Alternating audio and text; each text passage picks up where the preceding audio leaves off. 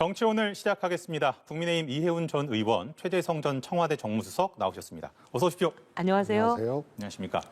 자, 이제 청와대가 윤석열 당선인이 추진 중인 대통령 집무실 이전 등과 관련해서 입장을 내놨습니다. 이에 대한 윤석열 당선인 측 입장까지 듣고 대담 이어가도록 하겠습니다. 새 정부 출범까지 얼마 남지 않은 촉박한 시일 안에 국방부와 합참, 대통령 집무실과 비서실 등 보좌기구, 경호처 등을 이전하겠다는 계획은 무리한 면이 있어 보입니다. 특히 한반도 안보 위기가 고조되고 있어 어느 때보다 안보 역량의 결집이 필요한 정부 교체기에 준비되지 않은 국방부와 합참의 갑작스런 이전과 청와대 위기관리센터의 이전이 안보 공백과 혼란을 초래할 수 있다는 우려를 충분히 살펴볼 필요가 있고 안타깝습니다. 윤석열 대통령 당선인은 어제 대통령실 용산 이전에 대해서 국민께 정중하고 소상하게 말씀드렸습니다. 그러나 문재인 대통령이 가장 대표적인 정권 인수인계 업무의 필수 사항에 대해서 협조를 거부하신다면 강제할 방법이 없습니다. 윤 당선인은 통이동에서 정부 출범 직후부터 바로 조치할 시급한 민생 문제와 국정 과제를 처리해 나갈 것입니다. 그리고 5월 10일 0시부로 윤석열 당선인은 청와대 완전 개방 약속을 반드시 이행하겠습니다. 청와대가 무리가 있다라고 하면서 든 가장 큰 이유가 안보 공백 우려더라고요. 최 의원께서는. 저는 두 가지라고 봅니다. 내용적으로 시시비비를 논하기 이전에 과연 이 일정에서 취임 전에 이게 가능할 거냐. 그러면은 예컨대 이제 예비비 사용 신청을 했단 말입니다. 네. 그런데 그거는 이제 행안부 장관이 기재부에 요청을 하고 그러면 딱 이거에 쓰라고 예비비 용도하고는 좀 안 맞는 게 있어요. 그러면 국회 상임위도 열어서 검토를 해야 되고 그러면은 예비비 승인이 난 날로부터 시작을 하게 되면은 제가 보기에는 한 달 정도밖에 안 돼요. 가서 한다 하더라도. 그래서 한 달 만에 저게 가능한 일이냐. 그리고 두 번째로 그 일정 자체가 하여튼 취임 5월 9일까지는 이 집무실 이전을 완료한다는 요게 전제돼 있기 때문에 당연히 안보 공백이나 이런 것도 나올 수밖에 없는 거죠. 그래서 이걸 하든 이렇게 집무실 이전을 하든 안 하든 간에 이 기간 50일이라는 기간 실질적으로는 한 달 남짓한 기간에 이게 가능하겠느냐. 이 문제 속에 안보 문제도 당연히 발생하는 것이 되는 거죠.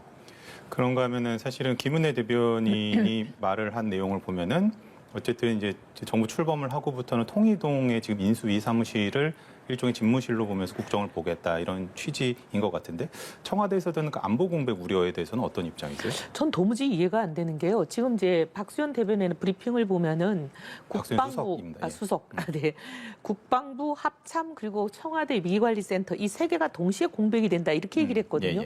그럴 수가 없는 게 일단. 청와대는 잘 아시다시피 5월 9일 밤 자정까지는 문재인 대통령과 그 직원들이 근무를 하고 있기 때문에 그건 손대는 건 아니죠.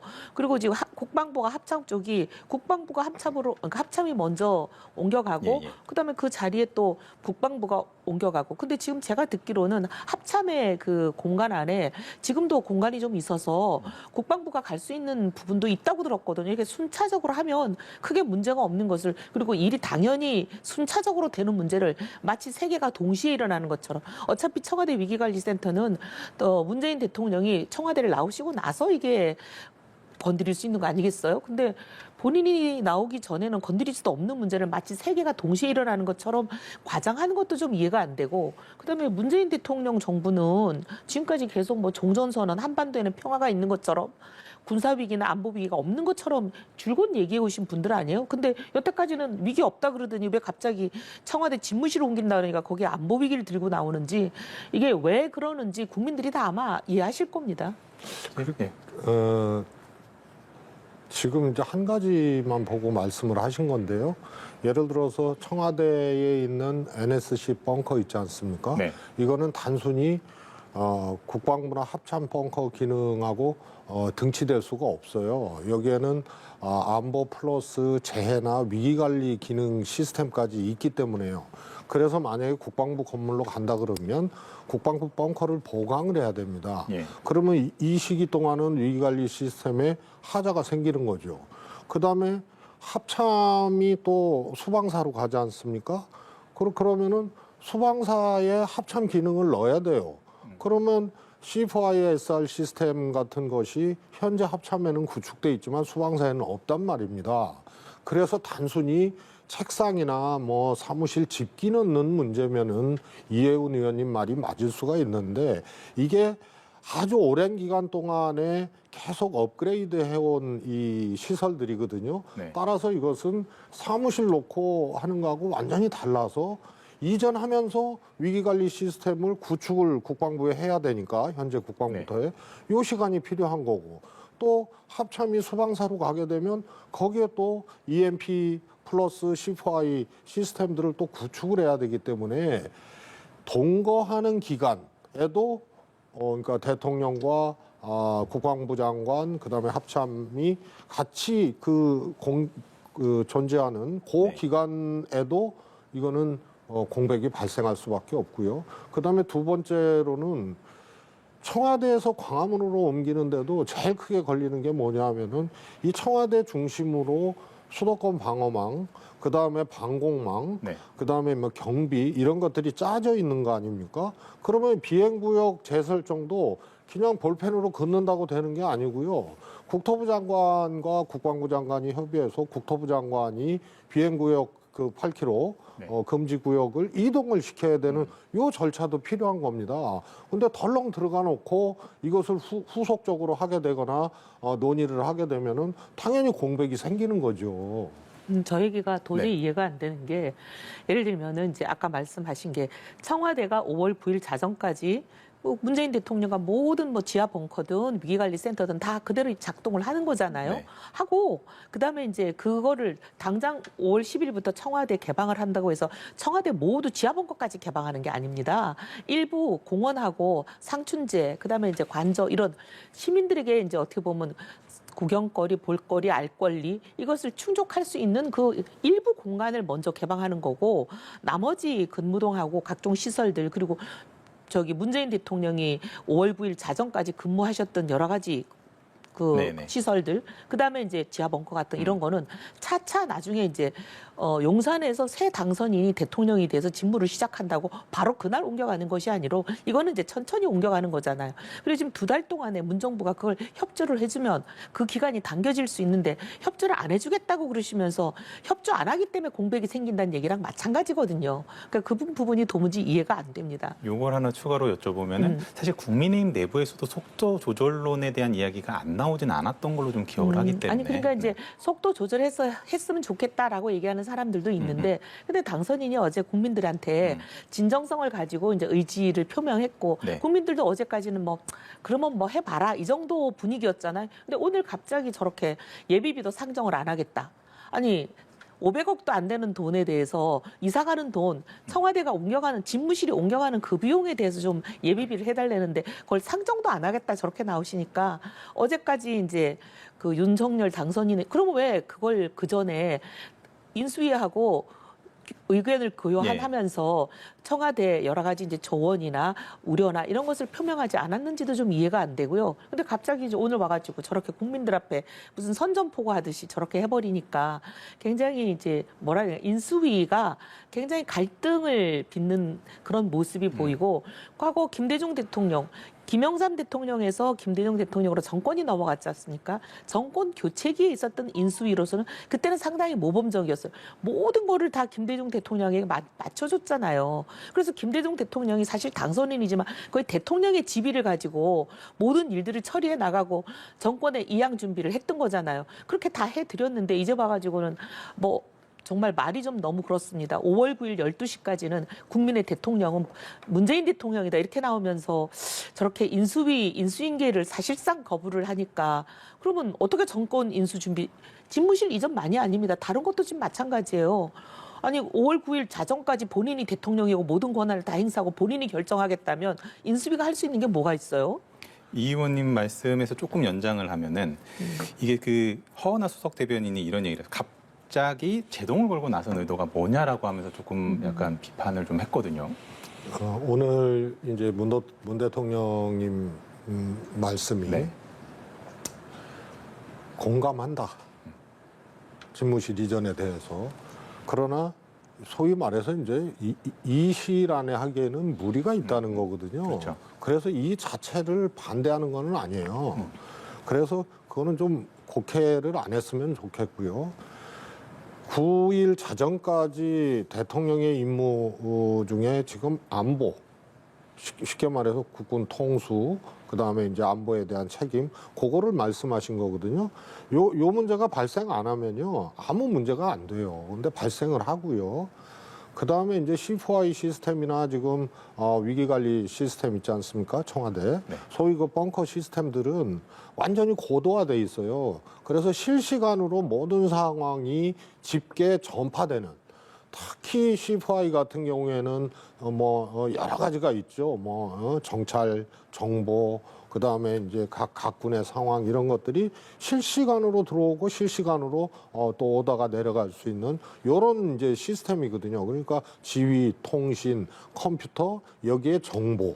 이런 것이 다 총화된 거라서 한 번에 구축이 안 돼서 계속 이걸 업그레이드 해온 요런 거거든요. 그래서 반드시 이거는 그 책임자의 아주 가까운 거리에 있어야 됩니다. 그래서 청와대 벙커를 사용을 하더라도 용산에서 거기까지 가고 이런 것은 지금 개념에 아주 안 맞는, 옛날 말 타고 임금이 어디 나들이 가고 이런 거하고는 완전히 다른 거고요. 그래서 공백이 실제로 발생을 하기 때문에 그러면 이런 이제 안보상의 우려나 이런 것들이 발생을 하는데 현직 대통령이 이것에 대해서 무책임하게 놔버린다. 그러면 대통령의 이건 책무 방기예요.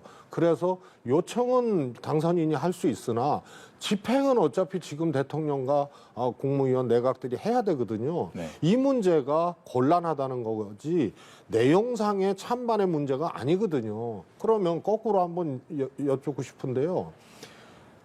제가 정상적으로 아무리 당선인에 대해서 그렇게 비호를 하고 이 주장에 대해서 옳다고 얘기를 하고 싶어도 상식적으로 이거 포인트는 50일 만에 이것을 할 수 있느냐의 문제입니다. 그러니까 모든 게 다 꿰맞추기가 되는 거예요. 예산도 알박기 예산이에요. 전체 예산 규모는 5천억이 됐든 1조가 됐든 그게 넘든 간에 486억으로 이걸 하겠다는 거는 이건 시작하는 예산이거든요. 그러면 통상은 사업계획 전체를 검토하면서 예산 총 규모를 하고 그중에 1차적으로 할 게 언제냐 또 연차적으로 할 게 뭐냐 이렇게 가는 건데 이거는 그냥 딱 해놓고 나머지 예산은 무조건 할 수밖에 없는 알박기 예산과 같은 거기 때문에 이것도 예산 시스템이나 업무 시스템의 정상적인 진행을 완전히 무조건 옮겨야 된다, 무조건 들어가야 된다는 걸로 이거는 파괴시키는 거죠. 근데 저 논리를 이제 동의하기가 어려운 게 네. 계속 이제 그 박수현 수석도 그러고 지금 우리 최재성 전 수석님도 그러고 문재인 대통령의 뜻은 찬성한다 반대하는 게 아니다. 근데 너무 조급하게 하지 말고 충분히 단단히 하라는 거잖아요. 그러면 시작하게 돈은 줘야죠. 근데 상정도 안 하면서 시작도 못하게 하면서 지금 시작해야 만료되는 시점이 조금이라도 2달이라도 당겨지지 않겠습니까? 근데 시작은 하는 거 동의한다라고 하면서 돈은 아예 쓰지 말고 내가 5월 9일 10일까지는 이 돈 절대 안 풀 테니까 내가 나가고 나서 돈을 풀든지 말든지 시작을 하든지 말든지 해라고 나오는 것은 이거는 찬성하는데 단단히 하라는 의미라기보다는 몽리라고밖에 안 보이죠. 그러면은 네. 박수현 수석의 브리핑 중에서 이제 그런 워딩이 있었단 말이죠. 이제 임기가 끝나는 마지막 날까지 국가안보와 군통수는 현 대통령의 책무다. 그러면서 이제 국방부와 합참 관련 기관 등은 마지막 순간까지 임무에 임해주길 바란다. 그러니까 절대 도와주지 말란 얘기잖아요. 5월 9일 12시 밤 자정까지는 내가 대통령이니까 당선인 신경도 쓰지 말고 거기 눈치도 보지 말고 내가 하라는 대로 하지 마. 내가 하지 말라면 하지 마. 그 얘기잖아요. 이게 이제 목리지 그게 뭐겠어요. 지금 말씀하시는 게 찬성한다는데 그러면 시작하는 예산이 배정이 됐다고 해서 나머지 관련 후속 예산이 그러면 배정이 안 돼야 되겠습니까? 돼야죠. 찬성한다면 이 예산을 일단 시작은 하게 해주는 게 맞는 거죠. 근데 시작 못하게 하는 걸로 봐서 찬성한다라는 거는 빈말이고 국민들이 워낙 좋아하시니까 국민들 앞에 그냥 빈말이고 사실 이걸 못하게 하려는 걸로 목리로 보이죠. 최 의원님 말씀 들어볼게요. 저는 진짜 목리라는 표현은 지나치다고 생각을 합니다. 뭐냐면 대통령이 당선자가 국가안보를 책임지는 게 아니잖아요. 대통령이 책임을 지는 거란 말이에요. 근데 50일도 안 되는 시간에 이걸 하겠다고 하면은 일단 정상적이지가 않잖아요. 그리고 안보적 측면을 안 볼 수가 없잖아요. 실제로 공백이 일어나요. 그러면 야 전쟁 일어나는 것도 아닌데 왜 그러냐 이런 식의 논리는 안 맞는 거죠. 항상 어떤 상황, 어떤 그 계기가 오더라도 그것에 대비하는 게 안보 시스템 아닙니까? 예. 그래서 그거는 전통적인 보수 논리하고도 지금 안 맞는 거고요. 그러다 보니까 군령권이 있는 대통령, 국방부 장관, 합참의장 아니에요? 그러니까 역대 합참의장 11분이 보통 진보 정권 들어서면은 그런 이제 이 군 장성 출신이나 뭐 이런 분들이 주로 이제 보수 정권에 조금 더 이렇게 이 친화적이라 그래야 되나요? 그런데 아주 예외적으로 MB 정부 때 롯데타워 123층 한다 그랬을 때요. 그때 군 장성 출신들 아무도 얘기 안 했어요. 참여정부 때는 그냥 엄청나게 난리 쳤죠. 그거 안보상 그거 안 된다고. 근데 11명의 합참의장이 이걸 얘기를 하는 거는 이거 군령권이 있었던 분들 아닙니까? 그거는 그만큼 이게 심각한 안보상의 문제를 갖고 온다는 거고요. 이게 그냥 진짜로 무슨 종이에다가 뭐 이렇게 그림 그리듯이 그렇게 해서 될 문제가 아니지 않습니까? 그리고 제가 이거 좀 지나친 표현일지는 몰라도 저건 대통령 집무실에 책상 놓고 리모델링하고 이런 비용만 486억인데요. 이거는 그냥 이사 비용이에요. 그리고 뭐 예산이 많고 적게 들고 이거 다 두 번째 문제인데 이 예산을 집행하는 과정도 사실은 이건 국회나 기존 예산 편성 시스템을 무력화시키는 거거든요. 우리 다 예산했던 국회의원 해봤지 않습니까? 9월 달에 넘어오고도 3개월을 하는데 그것도 제대로 안 된다고 늘 국회에서 좀 볼멘 소리 나오고 그랬던 거 아닙니까? 그런데 하물며 이런 일을 하면서 그런 과정들이 전부 생략되고 하는 거는 아마 뭐 제 경험입니다만 제가 지금 계집도 못 짓고 있어요. 왜냐하면 그 위에 지붕을 태양열 패널로 할 거냐. 그래서 그걸로 하려다 보니까 태양열 신청하고 기다리고 그러느라고 못 짓고 있거든요. 하물며 이거 100년대계에 해당하는 건데 이거를 이렇게 졸속으로 처리하느냐는 그 시기적인 포인트 있지 않습니까? 요게 문제예요. 여기서 안보 공백, 여기서 이제 예산 기능의 무력화, 뭐 이런 것들이 이제 나오는 거죠. 계속 얘기가 이제 공존이 되고 있어요. 아니야, 공존이 되고 있어. 한마디만 네네. 요약만 하고 다음 질문 저한테 좀 기회를 주십시오. 우리 이제 최수성님 워낙 이제 기회 많이 가지셨으니까. 똑같은 논리의 반복이 뭐냐면 안보 공백이 있냐 없냐가 관건이잖아요. 네. 지금 저희는 일단 집무실은 옮기고 청와대에 있는 지하 벙커다 뭐다 안보 관련 모든 시스템은 천천히 준비가 될 때 준비를 단단히 해서 그때 옮기기 때문에 안보 공백이 없다는 건데 왜냐하면 이거는 5월 10일 이전까지 지하 벙커를 옮기겠다는 게 아니거든요. 어차피 5월 9일 자정까지는 지하 벙커나 안보 시스템 다 문재인 대통령이 근무하고 있으시기 때문에 거기서 손을 댈 수가 없어요. 그건 나중에 일인데 계속 그 전에 뭔가 이거를 해체하거나 뭐 해가지고 이게 공백이 오는 것처럼 자꾸 이제 말씀을 하시는데 그건 사실과 다르다. 이것부터 먼저 짚고 다음 주제 하시죠. 다음 주제는 좀 간략하게 좀 짚어보겠는데 이제 사실은 아무래도 이 문제가 뭐 윤 당선인 측에서는 뭐 그냥 통이동에서 그냥 출범 후에 취임 후에 그냥 일을 하겠다라고 밝히긴 했습니다만 결국에 회동을 하게 된다면 문 대통령과 윤 당선인께서 회동을 하시게 된다면은 결국에 이게 또 다른 추가 의제가 될 가능성이 높은데 이명박 전 대통령 사면 문제 또 인사권 문제에서 조금 더 복잡해져서 쉽지 않을 것이다라는 전망들이 좀 있는 것 같아요. 이런 예가 없었습니다. 어쨌든 정권을 잃었다는 거는 대통령을 잘못했다는 국민의 판결을 받은 거거든요. 국민의 판결을 받은 사람이 저렇게 목리를 부리는 경우는 여태까지 없었습니다. 대부분 이제 인수위 차원에서는 국민의 판결이 다음 대통령을 당신이 하라라고 국민들이 준엄한 명령을 내려주는 거잖아요. 그럼 다음 대통령이 직무를 효율적으로 국민의 뜻대로 할 수 있도록 전폭적으로 도와주는 게 현 대통령의 정권을 넘긴 대통령의 의무예요. 근데 지금 모든 사사건건 의지 하나하나를 다 지금 태클을 걸고 나오는 거잖아요. 지금 말씀하신 세 가지가 다 지금 청와대가 상당히 이견이 있어가지고 지금 회동조차 안 되고 있는 걸로 다 알고 계시잖아요. 그거 말고 무슨 문제가 있는지 모르겠지만 알려진 건 없어요. 세 개를 모두 다 저렇게 태클을 거는 거는 인수인계하고 싶지 않다. 그냥 이 정부가 순조롭게 준비해서 출발하는 거 그거는 못 보겠다. 이렇게 보여요. 그냥. 최 의원님까지 말씀까지 듣고 마무리를 하겠습니다. 네. 그렇지 않고요. 왜 문재인 대통령이나 현 정부에 저런 숙제를 안겨주는지 그거부터 생각을 해봐야죠. 이게 정상적이고 상식적이면 왜 안 하겠습니까? 그런데 너무 비정상적이에요. 진짜 어떻게 너 당선인 이렇게 주장을 변호하는 것까지는 좋은데 실제로 그냥 한마디로 이 시간에 이걸 옮기고 한다는 것이 정말 정상적이냐의 문제에 대해서 그렇지 않거든요. 그래서 소통과 통합을 얘기를 당선인이 했는데 사실은 이 국방부로 갑자기 광화문에서 국방부로 갑자기 바꾸면서 이 50일이라는 시간 안에 이거를 해야 된다고 요청한 것 자체가 통합을 깨는 거예요. 그리고 국민 여론도 별로 안 좋을 거예요. 예?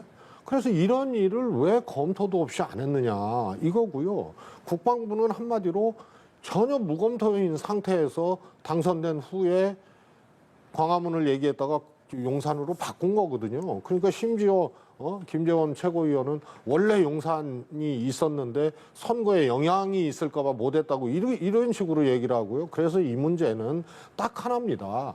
하려거든 검토를 좀 하고 해라. 그래서 저는 선 입주 후 검토하라는 거예요. 후 추진하라는 거예요.